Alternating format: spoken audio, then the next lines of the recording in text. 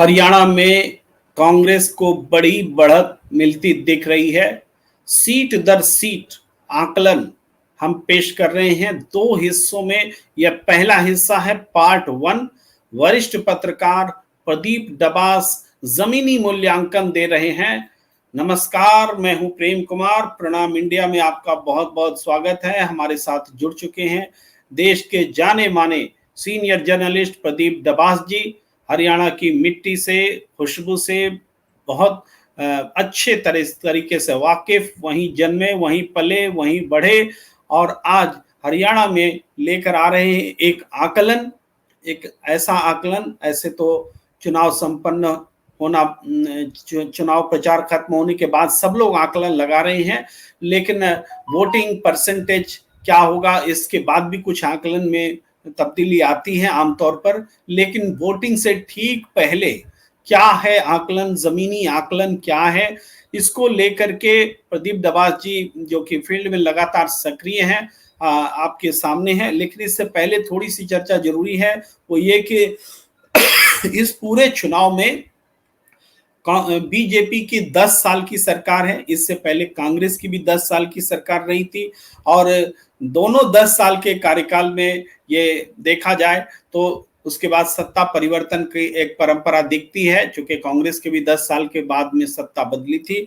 और दूसरी बात यह है कि लोकसभा चुनाव के परफॉर्मेंस में बीजेपी की लगातार जो है गिरावट आती गई। पिछले 2024 के लोकसभा चुनाव में 10 में 5 सीटें मिली और विधानसभा वार भी बढ़त लगभग आसपास एक दूसरे के आमने सामने रहा। इसलिए माना जा रहा था कि ये टक्कर का मुकाबला होगा। इसके अलावा कांग्रेस ने कुछ मुद्दे सेट किए, बेरोजगारी के मुद्दे, किसानों के मुद्दे, महिलाओं के मुद्दे, परिवार शिकायत पत्र, परिवार पहचान पत्र जो बोल लीजिए, या फिर जलेबी के माध्यम से बेरोजगार को एड्रेस करना, डंकी रोड के माध्यम से बेरोजगार को एड्रेस करना, ये कांग्रेस ने मुद्दे सेट किए, राहुल गांधी ने मुद्दे सेट किए। वहीं बीजेपी ने ये जताने की कोशिश की कि कांग्रेस की सरकार जहां कहीं भी आती है वो भ्रष्टाचार में डूबी रहती है, वो काम नहीं कर पाती है, परफॉर्म नहीं कर पाती है, झूठे वायदे करती है।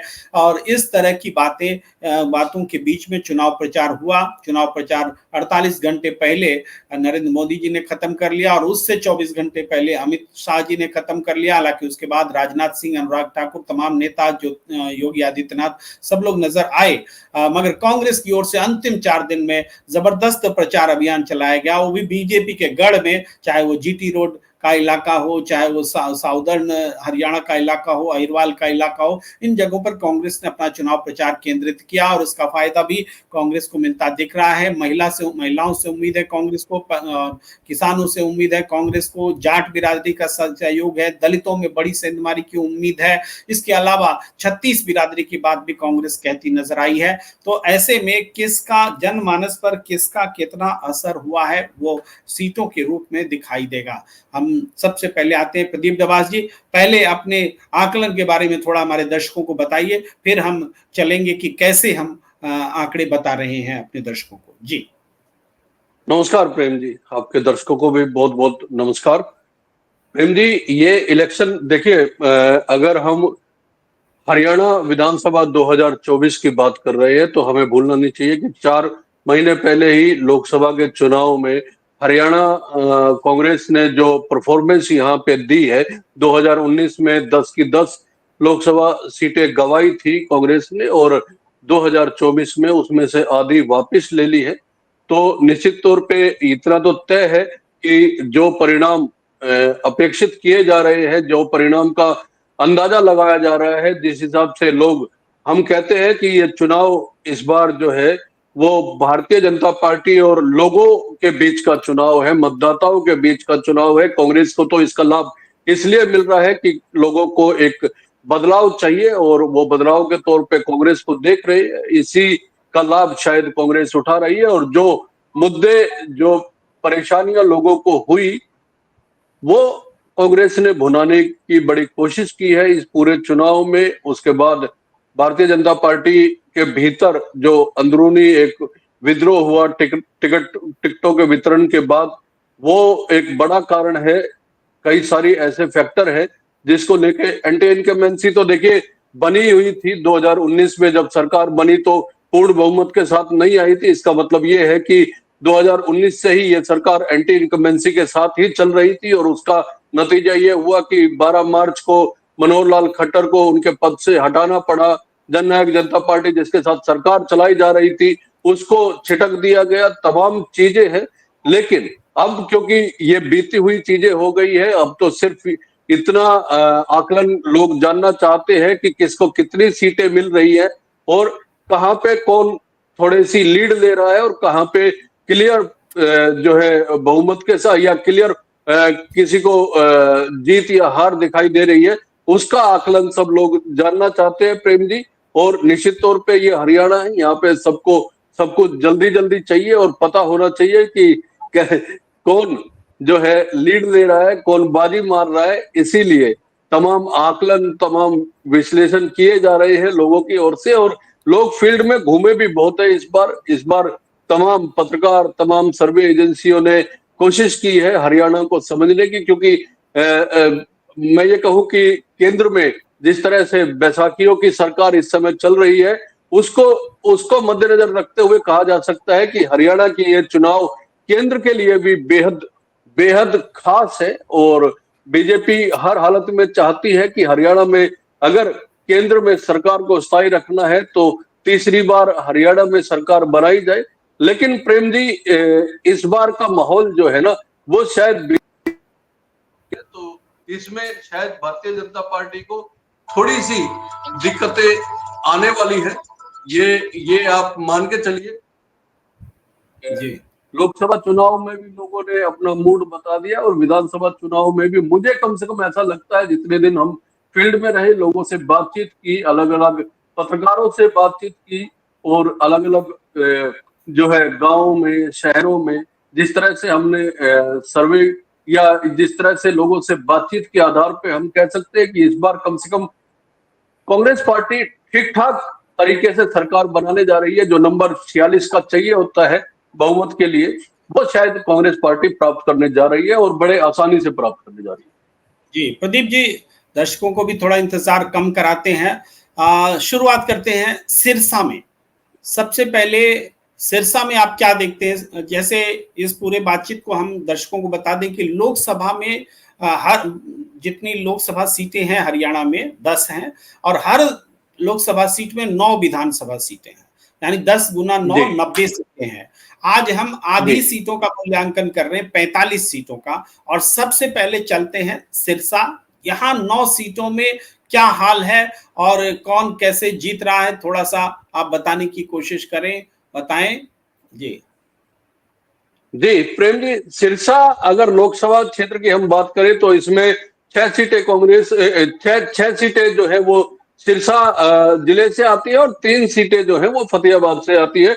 अगर हम प्रॉपर सिरसा शहर की बात करें तो यहाँ पर भारतीय जनता पार्टी ने तो अपना एक कैंडिडेट का नामांकन वापस ही ले लिया था। अब इस समय मुकाबला जो है वो सिरसा में बड़ा कड़ा हो चुका है। गोपाल कांडा और गोकुल सेतिया के बीच मुकाबला इस समय दिख रहा है, लेकिन जो है उसमें गोकुल सेतिया कांग्रेस के प्रत्याशी है और मुझे कम से कम ऐसा लग रहा है कि पिछली बार भी वो मात्र 600 कुछ वोटों से चुनाव हारे थे, इस बार वो पूरी तरह फाइट में है। और मुझे ऐसा लगता है कि सिरसा शहर में गोकुल सेतिया कांग्रेस के प्रत्याशी इस बार बाजी मारने जा रहे हैं और वो चुनाव कहीं ना कहीं उनको एज है इस पूरे चुनाव में। तो सिरसा शहर की बात करें तो सिरसा कांग्रेस को जाती हुई दिखाई दे रही है।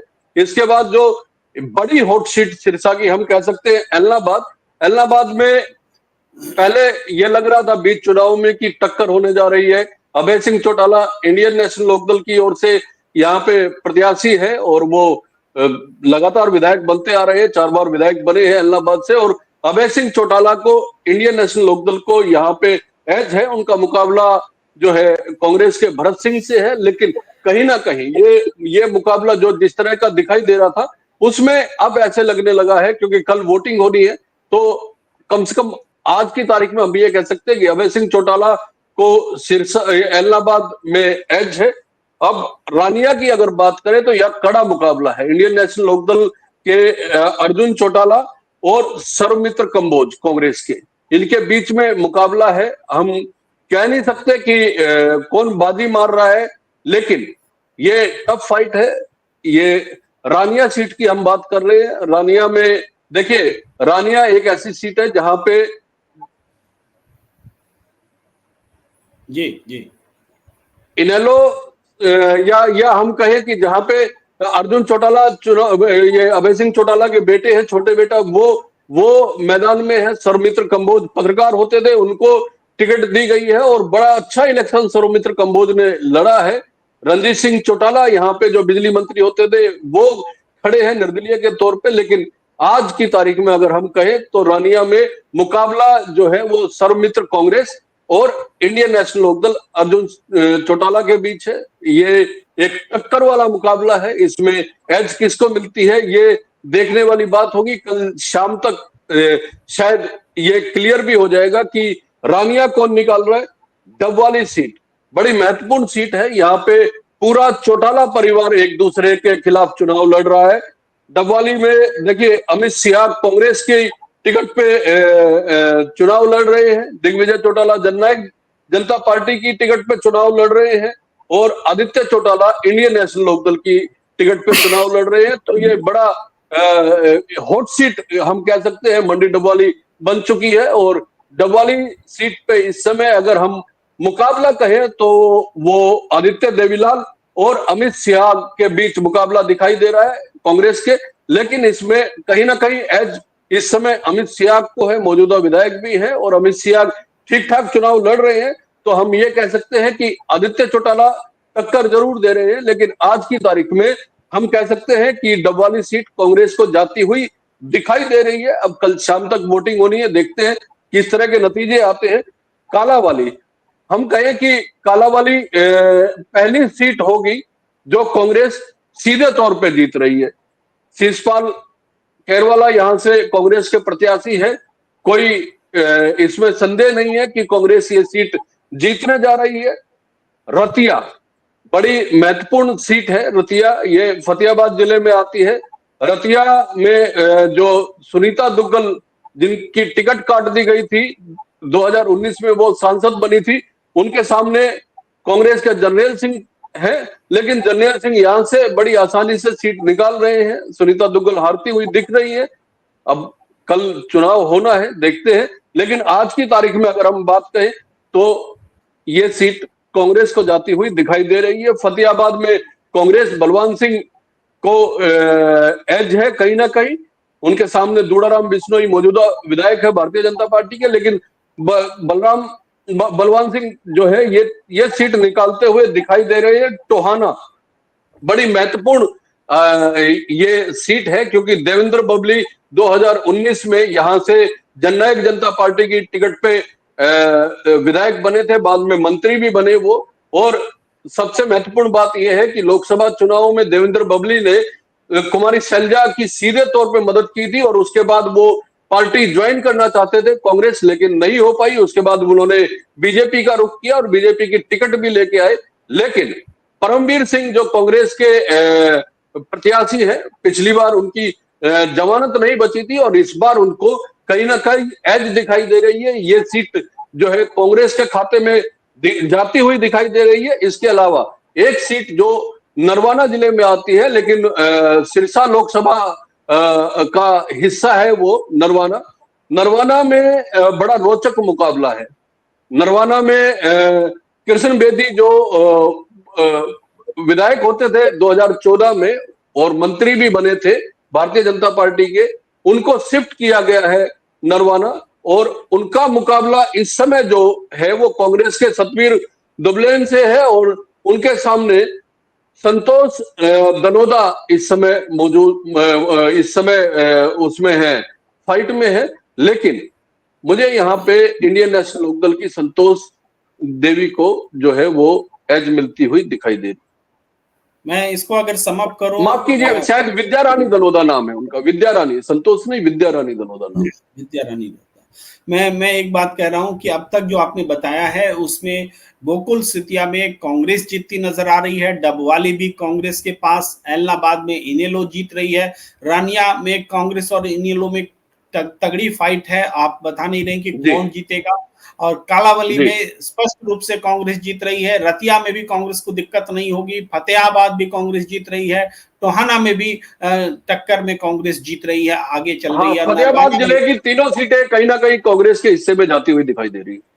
जी जी, अभी फिलहाल फतेहाबाद की विधानसभा सीट सिरसा में जो आती है उसकी हम लोग बात कर रहे हैं, और नरवाना में इनेलो जीतती नजर आती है। अगर हम इसको समअप करना चाहें तो हमें दिखता है कि हरियाणा की 45 विधानसभा सीटों पर कौन किस पर भारी, इसमें सिरसा लोकसभा सीट से वरिष्ठ पत्रकार दबास जी का थोड़ा सा मिस्टेक भी हो गया है, वरिष्ठ पत्रकार प्रदीप दबास जी का जो जमीनी मूल्यांकन है वो ये कहता है कि कांग्रेस को 6 सीटें मिल रही हैं, बीजेपी को 0, इनेलो को 2 सीटें मिल सकती हैं, और 1 सीट पर कांग्रेस इनेलो का सीधा मुकाबला है। इंडिपेंडेंट को यहाँ कोई जगह नहीं मिलती दिख रही है। तो इस तरीके से 9 में से 6 सीटें प्रदीप दबास जी का मूल्यांकन सिरसा में, और सिरसा में आप देख रहे हैं कि 9 में से 6 सीटें कांग्रेस को, 2 इनेलो जीत सकती है, 1 में फाइट है, और प्रदीप दबास जी का ये जमीनी मूल्यांकन।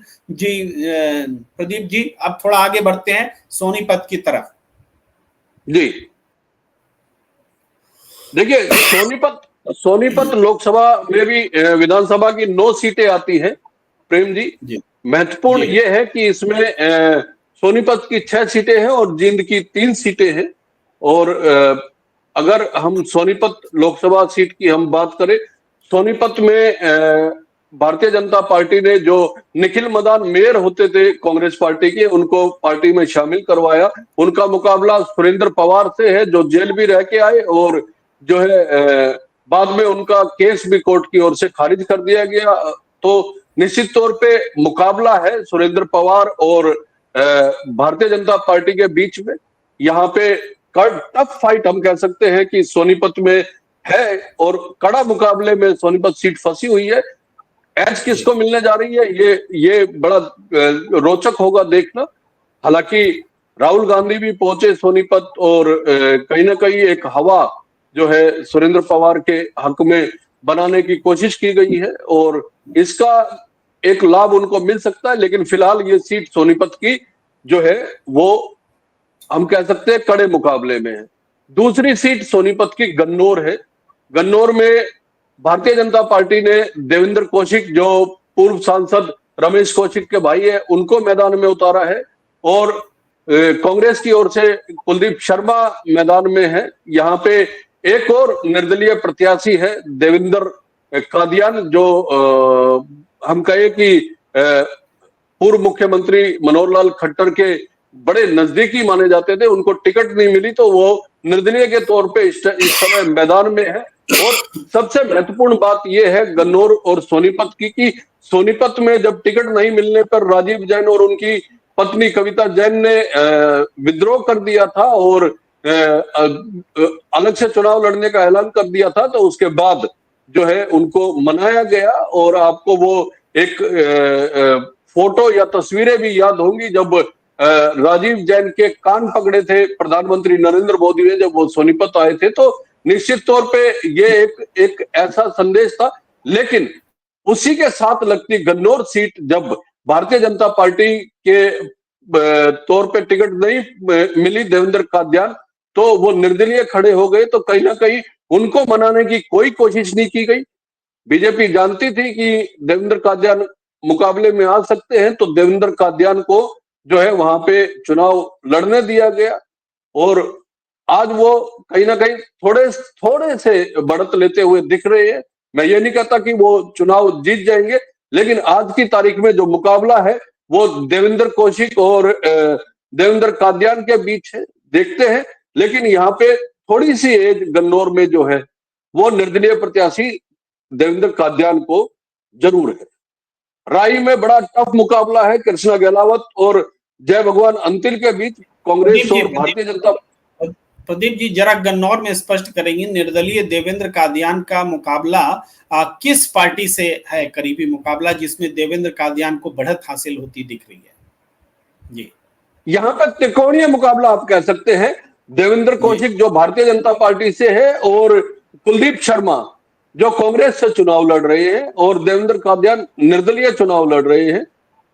तीन तीन महत्वपूर्ण ये उम्मीदवार है यहाँ पे। अब देखना है कि देवेंद्र कादियान आज की तारीख में एज लेते हुए दिखाई दे रहे हैं, लेकिन क्योंकि आज कयामत की रात है, आज बड़ी रात है, और ऐसे में पंडित जी क्या स्ट्रेटेजी अपनाते हैं, और क्योंकि दोनों ही ब्राह्मण समुदाय से है और एक जाट समुदाय से है, देवेंद्र कौशिक और कुलदीप शर्मा दोनों के दोनों जो है वो ब्राह्मण समुदाय से है, तो ऐसे में किसको एज मिलती है। लेकिन अभी तक की स्थिति ये है कि देवेंद्र कादियान ये सीट निकालने की स्थिति में दिखाई दे रहे हैं। इसके बाद राई में भारतीय जनता पार्टी की कृष्ण गहलोत और कांग्रेस के जय भगवान अंतिल के बीच मुकाबला है। ये सीट बड़ी फंसी हुई सीट लग रही है। राई से पहले मोहनलाल बडोली जो है वो जो भारतीय जनता पार्टी के प्रदेश अध्यक्ष है, वो विधायक होते थे अब तक, लेकिन उन्होंने इस बार चुनाव नहीं लड़ा है, तो कृष्णा गहलोत को मैदान में उतारा गया है भारतीय जनता पार्टी की ओर से। लेकिन यहाँ पर मुकाबला बड़ा, मैं कहूं कि टफ है, फाइट में है। तो राई को हम फिलहाल नहीं कह सकते कि किसको एज है। इसी तरह गोहाना बड़ी महत्वपूर्ण सीट है।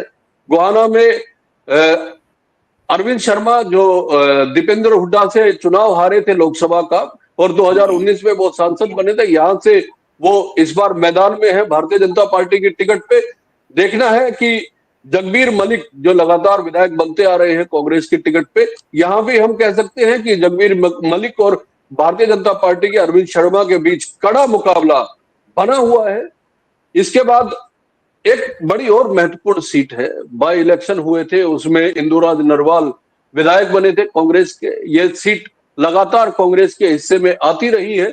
एक कपूर सिंह नरवाल जो कांग्रेस की टिकट इस बार मांग रहे थे, वो निर्दलीय के तौर पे मैदान में है। तो कपूर सिंह नरवाल जो है वो इस समय चुनाव लड़ रहे हैं, और जितनी मेरी लोगों से बातचीत हुई है तो उसमें यह लग रहा है कि शायद कपूर सिंह नरवाल इंदुराज नरवाल से थोड़ा सा आगे दिखाई दे रहे हैं। यहाँ पे इंदुराज नरवाल कांग्रेस के। प्रदीप जी, ये किस सीट की बात कर रहे हैं?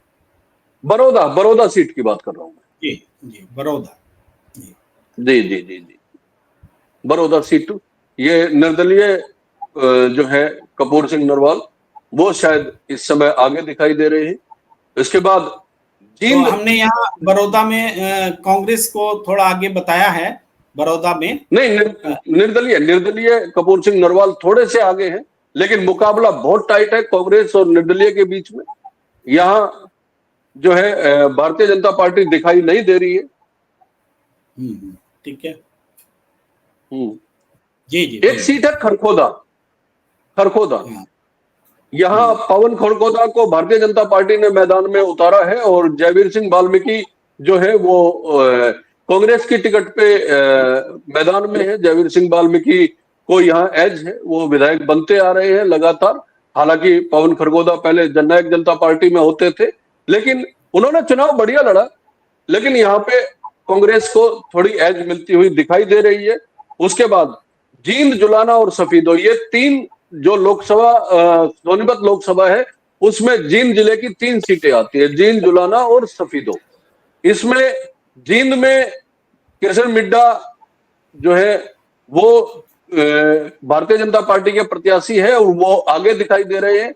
उनका मुकाबला मांगेराम गुप्ता के बेटे जो पहले मंत्री भी होते थे, महावीर गुप्ता से है। लेकिन यहाँ पे जींद में भारतीय जनता पार्टी को थोड़ी सी एज है, शायद वो सीट निकाल सकते हैं। जुलाना में बड़ा हॉट सीट है जुलाना, क्योंकि विनेश फोगाट मैदान में है, और विनेश यहाँ पे जीतती हुई दिखाई दे रही है। मैं आपको आपके दर्शकों के लिए बता दूं कि जुलाना एक ऐसी सीट है जहां पे कांग्रेस शायद अब अगर जीती तो चौथी बार जीतेगी। इससे पहले 1967 से लेके अब तक कांग्रेस सिर्फ 3 बार यहां जीत हासिल कर सकी है। उसके अलावा इंडियन नेशनल लोकदल ही यहां से जीतती रही है, ये लोकदल का गढ़ रहा है। अगर अब की बार विनेश फोगाट ये सीट कांग्रेस की झोली में डालती है तो बड़ा महत्वपूर्ण होगा यह देखना कि कांग्रेस चौथी बार इस सीट पे जीत दर्ज कर पाएगी या नहीं कर पाएगी। हालांकि कांग्रेस को यहाँ पे विनेश फोगाट को एज दिखाई दे रही है। उसके बाद सफीदो, ये बड़ा महत्वपूर्ण है। सफीदो क्योंकि कांग्रेस के मौजूदा विधायक है सुभाष गांगुली यहां से, और नारनौंद से विधायक होते थे जननायक जनता पार्टी के रामकुमार गौतम, उनको यहां शिफ्ट किया गया है। रामकुमार गौतम का चुनाव शुरुआत से ही नहीं उठा था, तो ये सीट सीधे तौर पे कांग्रेस को जाती हुई दिखाई दे रही। जी जी। तो ये आपने इस तरह से सोनीपत को कंप्लीट किया, और इसको कंक्लूड अगर करें तो सोनीपत में 3 सीट कांग्रेस जीतती दिख रही है, बीजेपी को 2 सीटें मिलती दिख रही हैं, निर्दलीय 2 सीट पर जीतते दिख रहे हैं, और कांग्रेस बीजेपी में टक्कर भी 2 सीटों पर है। अगर सीट वाइज हम देखें तो सोनीपत में आपने सोनीपत शहर को कांग्रेस और बीजेपी के बीच टक्कर वाला बताया है। गन्नौर में निर्दलीय देवेंद्र कादियान आगे चल रहे हैं, राई में बीजेपी जीत रही है, खरकौदा में कांग्रेस को जीत रही है, गोहाना में कांग्रेस और बीजेपी के बीच में टक्कर है, बड़ौदा में निर्दलीय त्रिकोणीय मुकाबले में आगे नजर आ रहे हैं, जुलाना में कांग्रेस को जीत मिल रही है, सफीदों में कांग्रेस और जिंद में बीजेपी को सीट मिलती दिख रही है। तो ये अब तक का मुकाबला है, ये है। इसमें एक हम हालांकि संशोधित दिखलाएंगे आपको, लेकिन ये कांग्रेस को 4 सीटें हैं, बल्कि 3 सीट इसको गिन लीजिए, बीजेपी को 3, और कांग्रेस बीजेपी में टक्कर 1, और इंडिपेंडेंट ये मैं कोई और दिखा रहा था, क्षमा कीजिए क्षमा कीजिए क्षमा कीजिए, अभी हम लोग सोनीपत में थे, क्षमा कीजिए, सोनीपत में आप देखिए तो कांग्रेस को 4 में न मान के 3 मानिए, बाकी 2 बीजेपी, 5 हो गया, 2 में कांटे की टक्कर 7 हो गया, और इंडिपेंडेंट 1 के बजाय 2 सीटें मिलती दिख रही हैं। तो ये अभी जो आपने आकलन दिया सोनीपत का, वो उसका जो कंक्लूजन है वो आपके स्क्रीन पर सामने है। अब मैं हिसार को लेकर सोनीपत, और अगर हम सिरसा लोकसभा सीटों की बात करें तो 18 सीटों में से 10 सीटें सीधे तौर पे कांग्रेस को जाती हुई दिखाई दे रही। जी जी, 18 में से 10 सोनीपत और सिरसा जोड़ करके, यही ना? जी जी जी। अब हम आना चाहते हैं हिसार पे।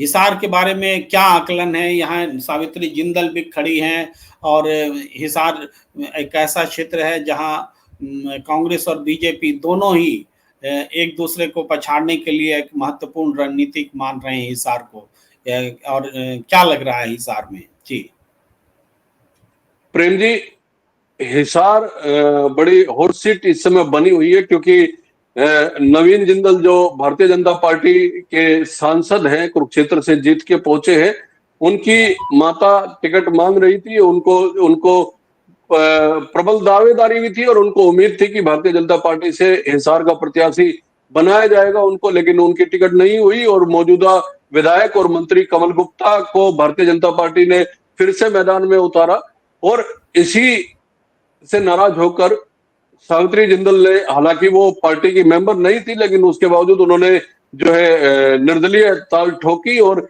इस समय हिसार में कमल गुप्ता कहीं दिखाई नहीं दे रहे हैं। इस समय हिसार में अगर मुकाबला हम कहें तो कांग्रेस और रामनिवास रारा है कांग्रेस के, और सावित्री जिंदल के बीच मुकाबला दिखाई दे रहा है, और इसमें सीधे तौर पे हम कहें कि हिसार की सीट सावित्री जिंदल निर्दलीय के तौर पे जीत रही है, तो इसमें कोई दो राय नहीं होगी, उनकी जीत दिखाई दे रही है। हमने जितने लोगों से बातचीत की है, जितने पत्रकारों से बातचीत की है, तो हिसार सीधे तौर पे कांग्रेस के खाते में जाती हुई दिखाई दे रही है। हिसार की दूसरी हॉट सीट है आदमपुर, जहां से कुलदीप बिश्नोई के बेटे भव्य बिश्नोई मैदान में है। वो बाई एक बार फिर से बताएंगे, हिसार में क्या सावित्री जिंदल चुनाव नहीं जीत रही है? सावित्री जिंदल के खाते में जाती हुई दिखाई दे रही है सीट, मैंने ये कहा, माफ कीजिए अगर मुझसे ये वो हुआ, मुझे थोड़ा डाउट लगा। जी जी जी, ठीक है ठीक है, सावित्री जिंदल जीत रही है हिसार, आप कह रहे हैं जी? हाँ, सावित्री जिंदल ये सीट जीतती हुई दिखाई दे रही है सीधे तौर पे। और हिसार की दूसरी जो सबसे हॉट सीट हम कह सकते हैं वो है आदमपुर। यहाँ से भव्य बिश्नोई भारतीय जनता पार्टी की टिकट पे प्रत्याशी है, और हिसार जो है हिसार का आदमपुर जो है वो बड़ा हम कह सकते हैं कि इस समय हॉट सीट इसलिए बनी हुई है क्योंकि भव्य बिश्नोई भी यहाँ पे कहीं ना कहीं सीधे तौर पे मुकाबले में आ गए हैं। भव्य बिश्नोई पोते हैं पूर्व मुख्यमंत्री भजनलाल के, और ये माना जा रहा था कि आदमपुर सीट जो है वो भजनलाल परिवार की सीट है, लेकिन चंद्र प्रकाश को मैदान में उतारा है कांग्रेस पार्टी ने, पूर्व आईएएस है। और सबसे महत्वपूर्ण बात यह है कि वो भजनलाल परिवार के काफी क्लोज भी रहे हैं, ऐसे में वो मुकाबले में दिखाई दे रहे हैं और ये सीट फंसी हुई है हम कह सकते हैं। लेकिन अभी ये लग रहा है पिछले एक दो दिन में जितनी मेरी बातचीत हुई है, तो मुकाबला तो है, लेकिन भव्य बिश्नोई क्योंकि आदमपुर है और भजनलाल परिवार के साथ एक सेंटिमेंट आदमपुर के लोगों के है, तो भव्य बिश्नोई कहीं ना कहीं यहाँ पे थोड़ा सा ऐसा लग रहा है कि सीट निकाल सकते हैं। भव्य बिश्नोई को ये सीट मिलती हुई दिखाई दे रही है। उकलाना जो है वो अनूप धानक भारतीय जनता पार्टी के, वो जीत सकते हैं। नारनौंद में इस बार फिर से एक उलटफेर होने की संभावना है। जस्सी पेटवाड़ यानी जसबीर सिंह जो है वो भारतीय जनता पार्टी के कैप्टन अभिमन्यु के सामने खड़े हैं, और जस्सी पेटवाड़ को वहां के लोग, जितनी मेरी बातचीत हुई है, पत्रकारों से बातचीत हुई है, तो एज इस समय जस्सी पेटवाड़ को मिलता हुआ दिख रहा है, एज जस्सी पेटवाड़ को है। अब देखते हैं कि चुनाव में नतीजे क्या आते हैं, लेकिन जितने सर्वे और जितनी रिपोर्ट्स हमने ग्राउंड से ली है उसमें जस्सी पेटवाड़ जो है वो आगे दिखाई दे रहे। हांसी में कांग्रेस को राहुल मक्कड़ कांग्रेस के प्रत्याशी है, और विनोद भयाना जो है वो भारतीय जनता पार्टी के प्रत्याशी है। वो पहले भी विधायक है और अभी जो है मैदान में, लेकिन उनकी खिलाफत बहुत ज्यादा है, तो हम कह सकते हैं कि यहाँ पे राहुल मक्कड़ कांग्रेस को एज दिखाई दे रही है। इसके अलावा नलवा एक बड़ी सीट है, यहाँ रणधीर पनियार जो कुलदीप बिश्नोई के बड़े नजदीकी माने जा रहे हैं, और अनिल मान जो कांग्रेस की टिकट पे चुनाव लड़ रहे हैं, उनके बीच में कड़ा मुकाबला भी देखा जा रहा है। तो नलवा सीट को हम कह सकते हैं कि ये मुकाबले में है, कौन जीतेगा कह नहीं सकते हैं। इसके अलावा उचाना कला बेहद हॉट सीट है, यहाँ से ब्रजेंद्र सिंह जो सांसद थे हिसार से, वो और पूर्व मुख्यमंत्री दुष्यंत सिंह चौटाला जो है वो मैदान में है। उचाना की अगर हम बात करें तो इस समय ब्रजेंद्र सिंह को ये सीट जाती हुई दिखाई दे रही है प्रेम जी।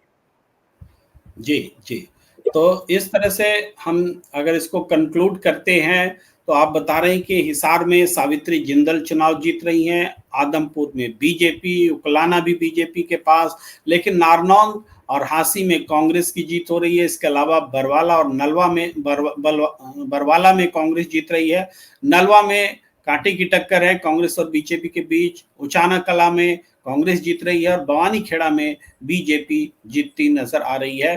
तो अगर जी, भवानी खेड़ा में बीजेपी जीतती नजर आ रही जी, तो हिसार में अगर हम देखें तो कांग्रेस 4 सीटों पर स्पष्ट रूप से जीतती हुई दिख रही है, वहीं बीजेपी भी 3 सीटों पर जीतती दिख रही है। यानी हिसार में दोनों ही पार्टियों का वर्चस्व जो है एकदम मौजूद है, और निर्दलीय 1 सीट पर जीतते दिख रहे हैं और एक पर कड़ा मुकाबला है कांग्रेस और बीजेपी के बीच। तो इस तरह से 9 सीटों का ये आकलन हिसार का नजर आता है, और इसको हम अगर स्क्रीन पर रखें तो ये इस स्क्रीन पे आप बड़ी स्क्रीन पे देख सकते हैं। हरियाणा की 45 विधानसभा सीटों पर कौन किस पर भारी, इसमें हिसार लोकसभा की 9 विधानसभा सीटों में कांग्रेस 4 पर जीतती दिख रही है, बीजेपी 3 में जीतती नजर आ रही है। इनेलो का खाता नहीं खुल रहा है, कांग्रेस और बीजेपी में 1 सीट कांटे की टक्कर वाली बनी हुई है, और इंडिपेंडेंट 1 सीट जो है वो हिसार से सावित्री जिंदल चुनाव जीतती नजर आ रही है। तो हिसार में भी कांग्रेस लीड लेती नजर आ रही है, ये अब तक के आकलन में साफ साफ नजर आ रहा है। और आगे अगर हम बढ़े तो हिसार के आगे रोहतक की बात करते हैं प्रदीप दवास जी। रोहतक भी एक ऐसा इलाका है जो जाट बहुल इलाका है, यहाँ से कांग्रेस को बहुत उम्मीद है। तो लेकिन क्या बीजेपी यहाँ सेंधमारी कर पा रही है या कांग्रेस के पक्ष में सीटें जा रही है, इसके बारे में थोड़ा सा अपना आकलन रखिए सीट वार। जी जी, बड़ा महत्वपूर्ण है रोहतक के बारे में बात करना, क्योंकि 2019 के लोकसभा चुनाव में दीपेंद्र हुड्डा यहां से हारे थे, और उसके बाद 2024 के लोकसभा चुनाव में जिस तरह से उन्होंने कमबैक किया वो बड़ा बड़ा महत्वपूर्ण है उसको जांचना समझना। क्योंकि देखिए रोहतक शहर की हम बात करें, मुकाबला फिर से भारत भूषण बत्रा और मनीष ग्रोवर के बीच है। भारतीय जनता पार्टी के प्रत्याशी है मनीष ग्रोवर, और बीबी बत्रा जो है वो कांग्रेस के प्रत्याशी है। यहाँ पे रोहतक शहर में आज की तारीख में अगर हम एज की बात करें तो बीबी बत्रा को यानी कांग्रेस को एज मिलती हुई दिखाई दे रही है। ये रोहतक शहर की बात है। इसके अलावा गढ़ी सांपला किलोई, उसमें मुकाबले की कोई गुंजाइश ही नहीं है। वहां भूपेंद्र सिंह हुड्डा मैदान में है। वहां तो वोटों का मार्जिन कितना रहेगा ये देखने वाली बात है। क्या पिछली बार से ज्यादा वोट वो हासिल कर पाएंगे, ये देखने वाली बात है। उनके सामने मंजू हुड्डा भारतीय जनता पार्टी की प्रत्याशी है। इसके अलावा रोहतक में महम विधानसभा की हम बात करें, महम में 3 प्रत्याशी इस समय जो है वो कड़े मुकाबले में है। बलराज कुंडू है महम से, जो मौजूदा विधायक भी है, उनकी अपनी पार्टी है। राधा अहलावत जो भारतीय जनता पार्टी की टिकट मांग रही थी लेकिन उनको टिकट नहीं मिली, तो वो निर्दलीय इस समय मैदान में है। बलराम दांगी जो है वो कांग्रेस की टिकट पे मैदान में है, और दीपक कुंडू जो कबड्डी खिलाड़ी होते थे वो भारतीय जनता पार्टी की टिकट पे मैदान में है। तौर पे हम कह सकते हैं कि यहाँ पे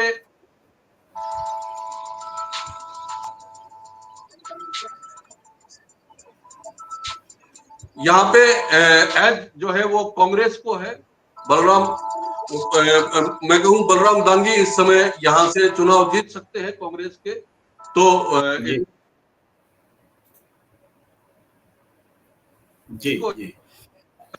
जी इसके बाद हम जो 4 सीटें झज्जर जिले की आती है लोकसभा में, रोहतक लोकसभा में, उसमें सबसे पहले हम झज्जर की बात करें। झज्जर में गीता भुक्कल कांग्रेस की प्रत्याशी वो चुनाव जीत रही है, सीधे तौर पे पता चल रहा है। इसके बाद बेरी की अगर हम बात करें, रघुवीर सिंह कादियान कांग्रेस के प्रत्याशी है। उनके सामने संजय कबलाना जो जननायक जनता पार्टी में होते थे और वो बेसिकली जो है बादली विधानसभा से ताल्लुक रखते हैं, तो संजय कबलाना यहाँ से इस समय जो है मुकाबले में भी नहीं दिखाई दे रहे हैं। रघुवीर सिंह कादियान बेरी विधानसभा से जीतते हुए दिखाई दे रहे हैं, और बड़े मार्जिन से रघुवीर सिंह कादियान ये सीट निकालने जा रहे हैं। इसके बाद बादली विधानसभा की अगर हम बात करें तो ओम प्रकाश धनखड़ और मौजूदा कांग्रेस के विधायक कुलदीप वत्स के बीच कड़ा मुकाबला इस समय लग रहा है। तो इसमें हम कह नहीं सकते हैं कि कुलदीप वत्स और जो है ओम प्रकाश धनखड़ में से बादली में कौन निकालेगा। लेकिन झज्जर में जो सबसे महत्वपूर्ण एक और सीट है वो है बहादुरगढ़। बहादुरगढ़ में एक निर्दलीय प्रत्याशी है राजेश जून। राजेंद्र जून कांग्रेस के प्रत्याशी है। मुकाबला इन दोनों के बीच में दिख रहा है, लेकिन राजेश जून का चुनाव जिस तरह से हम कहें कि ठीक ठाक चला था शुरुआत में, वो कांग्रेस की टिकट चाह रहे थे लेकिन उनको नहीं मिला, तो उन्होंने निर्दलीय के तौर पे ताल ठोकी। राजेश जून मुकाबले में दिखाई भी दिए थे, लेकिन फिलहाल कांग्रेस के राजेंद्र जून यहां से बढ़त लेते हुए दिखाई दे रहे हैं। इसके बाद हम रोहतक लोकसभा में हम कोसली सीट की बात करते हैं। वैसे तो कोसली रेवाड़ी जिले में आता है।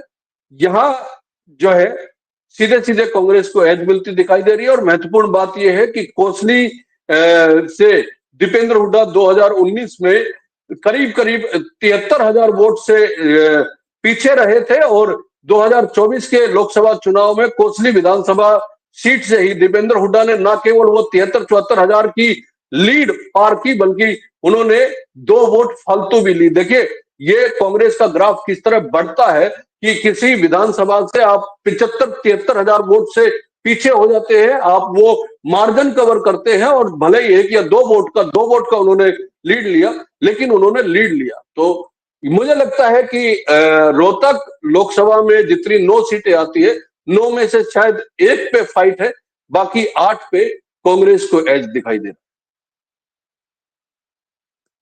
रोहतक की 9 लोकसभा सीटों में से 8 सीटों पर कांग्रेस चुनाव जीत रही है। 1 में कांटे की टक्कर है कांग्रेस और बीजेपी के बीच, ये बता रहे हैं प्रदीप डबास जी। और बड़ा स्क्रीन पर हम आपको दिखाएं, क्षमा कीजिए, ये हिसार का है। मैं आपको दिखाऊंगा वो स्क्रीन पर पूरे स्क्रीन पर भी नहीं दिखा पा रहा हूं। तो रोहतक की 8 सीटों पर कांग्रेस एक में कांटे की टक्कर है, ये हालात है। अब हम चलना चाहते हैं गुरुग्राम की तरफ, कि गुरुग्राम जो कि बहुत शहरी इलाका है, माना जाता था कि बीजेपी का गढ़ है। अहिरवाल इलाका भी इसको कहा जा सकता है, हालांकि शहरी इलाका है। तो यहाँ पर क्या हालात रहने वाले हैं? हालांकि कांग्रेस की भी यहाँ धमक है, चूंकि मेवात का इलाका भी इसमें पड़ता है। तो क्या लगता है यहाँ क्या रिजल्ट आने वाले हैं? गुरुग्राम लोकसभा सीट की हम बात करें, 9 सीटें आती है इसमें विधानसभा की, जिसमें रेवाड़ी और बावल जो है वो रेवाड़ी से आते हैं, और नूह से 3 सीटें आती है, और बाकी सीटें जो है वो गुरुग्राम जिले की आती है। इसमें अगर हम गुरुग्राम से बात करें तो मुकाबला गुरुग्राम सीट पे मुकेश शर्मा भारतीय जनता पार्टी के और मोहित ग्रोवर कांग्रेस के बीच है, लेकिन कांग्रेस को यहाँ पे कहीं ना कहीं एज मिलती हुई दिखाई दे रही है। लेकिन इसकी मोटी वजह यह है कि बीजेपी में टिकट वितरण के बाद जो फूट हुई और बीजेपी से ही कुछ लोगों ने निर्दलीय के तौर पे पर्चा भरा, वो बीजेपी को ही नुकसान कर रहे हैं, और मोहित ग्रोवर का चुनाव भी ठीक ठाक चलता हुआ दिखाई दे रहा है। तो गुरुग्राम हम कह सकते हैं कि कांग्रेस एज पे है इस समय। उसके बाद जो सबसे महत्वपूर्ण सीट है वो बादशाहपुर है। बादशाहपुर में वर्धन यादव कांग्रेस के प्रत्याशी हैं, और राव नरबीर सिंह जो है वो भारतीय जनता पार्टी के प्रत्याशी है। मुकाबला इन दोनों के बीच में ही है, और राव नरबीर सिंह कैसे टिकट लेके आए थे ये सबने देखा, पूरी धमक के साथ मुलाकात करके, और कहा था उन्होंने कि अगर भारतीय जनता पार्टी टिकट नहीं देगी तो वो कांग्रेस के टिकट पे चुनाव लड़ेंगे। मतलब कि वो ये मान के चल रहे थे, और वो पहले प्रत्याशी थे जिनकी टिकट की अनाउंसमेंट से पहले आतिशबाजियां हो गई थी उनके घर के और कार्यालय के बाहर। लेकिन राव नरबीर मुकाबले में फंसे हुए हैं। कहीं ना कहीं थोड़ी एज राव नरबीर को यहाँ पे बादशाहपुर में दिखाई दे रही है। वर्धन यादव भी पीछे पीछे चल रहे हैं, कई बड़ी जनसभाएं वर्धन यादव की हुई है। लेकिन यहाँ पे हम कह सकते हैं कि भारतीय जनता पार्टी को बादशाहपुर विधानसभा सीट पे एज है। पटौदी यहाँ पे बीजेपी की बिमला चौधरी आगे चल रही है। इसके अलावा सोना, ये महत्वपूर्ण सीट है, यहां से टिकट काटी गई थी, और अब मुकाबला भारतीय जनता पार्टी के तेजपाल तंवर और रोहतास खटाना कांग्रेस के, इन दोनों के बीच में है। यहाँ पे कांग्रेस कहीं ना कहीं एज लेती हुई दिखाई दे रही है सोना में। इसके बाद नूह की जो 3 सीटें हैं, 3 की 3 सीटों पर नूह से आफ्ताब अहमद दिखाई दे रहे हैं आगे, फिरोजपुर जिरका से मामन खान, जिनको लेके तमाम विवाद भी हुए हैं। उनके सामने जो है नसीम अहमद को खड़ा किया गया है, लेकिन मामन खान थोड़े से आगे दिखाई दे रहे हैं। पुनाना की हम बात करें तो मोहम्मद इलियास कांग्रेस की टिकट पे यहां से एज लेते हुए दिखाई दे रहे हैं। तो नूह की तीनों सीटें जो है, या मेवात की तीनों सीटें जो है वो कांग्रेस की झोली में जाती हुई दिखाई दे रही है। इसके बाद रेवाड़ी और बावल, यहाँ देखिए रेवाड़ी में भारतीय जनता पार्टी ने थोड़ा सा प्रयोग किया, और जो कोसली से विधायक होते थे लक्ष्मण यादव, उनको शिफ्ट किया गया है रेवाड़ी, और जो पिछले कैंडिडेट थे उनकी टिकट काटी गई है, और चिरंजीव राव यहाँ से कांग्रेस की टिकट पे मैदान में है, उनको एज है, वो जीतते हुए दिखाई दे रहे हैं।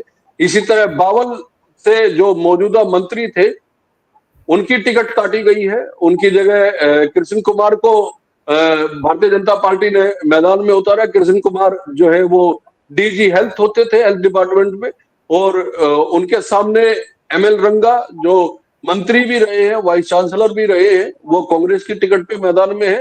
तो बावल में भी इस समय हम कह सकते हैं कि कांग्रेस को कहीं ना कहीं एज है। तो इस तरीके से अगर आप मूल्यांकन करें तो गुरुग्राम में कांग्रेस की सीट जीतती दिख रही है। बादशाहपुर बीजेपी ले जा रही है, पटौदी में भी बीजेपी को जीत मिल रही है, सोना में कांग्रेस, नूह में कांग्रेस, फिरोजपुर झिरका में कांग्रेस, पुन्हाना में कांग्रेस, रेवाड़ी में कांग्रेस, बावल में कांग्रेस। यानी सिर्फ 2 सीटें गुरुग्राम में बीजेपी जीतती दिख रही है। और ये 20 जो 2 सीटें गुरुग्राम में कांग्रेस को 7 और बीजेपी को 2, यानी 9 में से 7 सीटें बीजेपी को दिख रही है। तो इस तरह से हरियाणा में की 45 सीटों में एक भारी बढ़त जो है हम देख पा रहे हैं कि भारतीय जनता कांग्रेस पार्टी को मिलती दिख रही है। और ये बढ़त बताती है कि आने वाले जो बाकी 45 सीट हैं जिसका हम मूल्यांकन रखेंगे, उसका भी एक ट्रेंड तो जरूर निश्चित रूप से इसमें दिखता है। लेकिन प्रदीप देवास जी, क्या लगता है, लगभग आधी सीटों का तो हम मूल्यांकन कर चुके हैं और इसका हम टोटल भी लेकर के बहुत जल्दी आ रहे हैं आपके पास। लेकिन आपको क्या लगता है, यही ट्रेंड बाकी 45 में भी दिखेगा कि कुछ और 19-20 हो सकता है? देखिए, मैं प्रेम जी कह रहा हूं कि 2019 में जब भारतीय जनता पार्टी की सरकार बनी थी तो वो एंटी इनकम्बेंसी के साथ सरकार बनी थी। लोगों ने तो नकार ही दिया था, 40 सीटें आई थी, किसी तरह करके वो सरकार बनाई और 4.5 साल 5 साल चली भी। वो जो एंटी इनकम्बेंसी बनी हुई थी वो प्रेम जी लगातार जारी रही। ऐसा कुछ नहीं हुआ कि हम ये कहें कि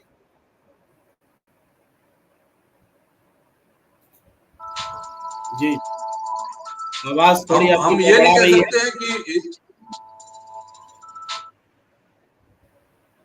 हम बिल्कुल ये नहीं कह सकते हैं कि बीजेपी बहुत ठीक ठाक पोजीशन में है। इस बार बीजेपी के लिए बड़ी दिक्कतें हैं, मुश्किलें हैं। ये तो हम लोगों का आकलन है, अनुमान है, जो लोगों के साथ बातचीत की है, जो पत्रकारों के साथ बातचीत की है, जो हम फील्ड में घूमे हैं, उसके आधार पे ये थोड़ा बहुत आकलन किया जा रहा है। लेकिन असली नतीजे तो 8 तारीख को आएंगे, लोग बताएंगे प्रेम जी कि होने क्या जा रहा है हरियाणा में।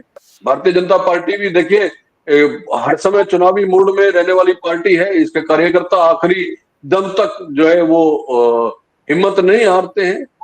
सब सब चीजों का आकलन किया जाता है। लेकिन आज की तारीख में अगर हम कहें तो ठीक ठाक पोजीशन के साथ कांग्रेस सरकार में आती हुई दिखाई देगी। आज की तारीख में कांग्रेस ठीक ठाक बहुमत के साथ में सरकार में आती दिख रही है। ये आप बता रहे हैं। हम आपको स्क्रीन पर रखना चाहते हैं कुछ नतीजे जो अब तक आपने बताए हैं। आप देख रहे हैं अपने स्क्रीन पर ये जो नतीजे दिख रहे हैं।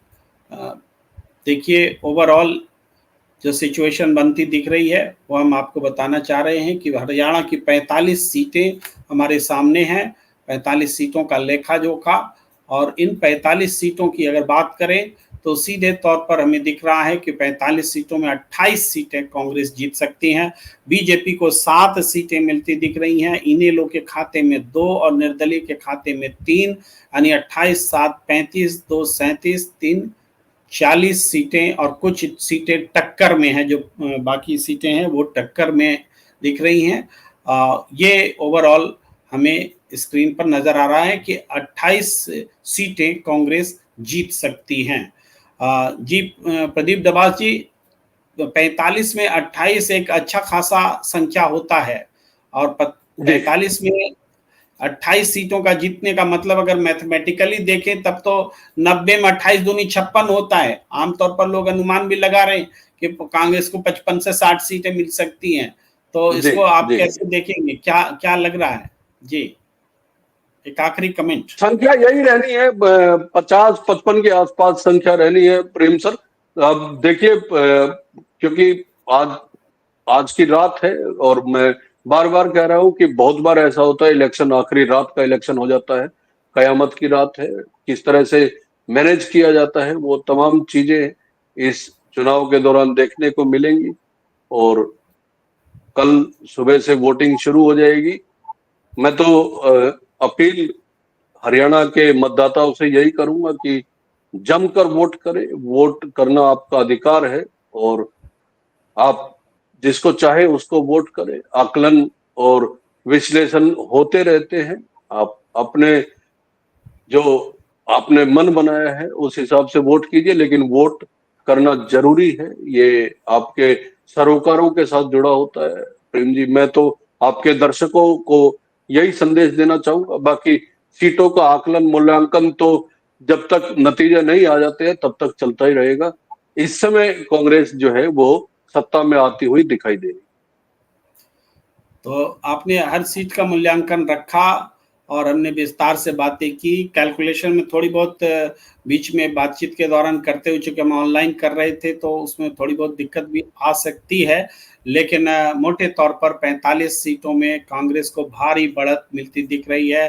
कांग्रेस को 45 में से ये 29 नहीं 28 मान लीजिए, इसको मैं करेक्ट कर लेता हूँ, 28 सीटों पर ये कांग्रेस को सीटें बढ़त मिलती दिख रही हैं। बीजेपी को 7, इनेलो को 2, 4 पर कांग्रेस बीजेपी में टक्कर है, 1 पर कांग्रेस इनेलो में टक्कर है, 2 सीटें निर्दलीय। यानी हम जोड़े अपने कैलकुलेशन को दुरुस्त रखें तो 28 7 35, 35 2 37, 33 4 39, 39 1 40, 2 42, यानी 3 सीटों का अभी भी बोलने में थोड़ा या नोट करने में एक घपला दिखता है, झोल नजर आता है बोलने में। हो सकता है मेरे कैलकुलेशन में थोड़ी गड़बड़ी हुई है, लेकिन मैं अगर पूरी नहीं, वो ऑनलाइन है ना प्रेम जी, आप दोनों काम एक साथ कर रहे हैं, आप कैलकुलेशन भी साथ में कर रहे हैं और आप जो है बातचीत भी कर रहे हैं, तो हो सकता है 1-2 सीटें उधर इधर उधर हो जाती है, लेकिन मोटे तौर पे जो आपने आकलन किया है वो सटीक है, जितना आपने बताया है वो मैं एक बार उतना फिर ही है।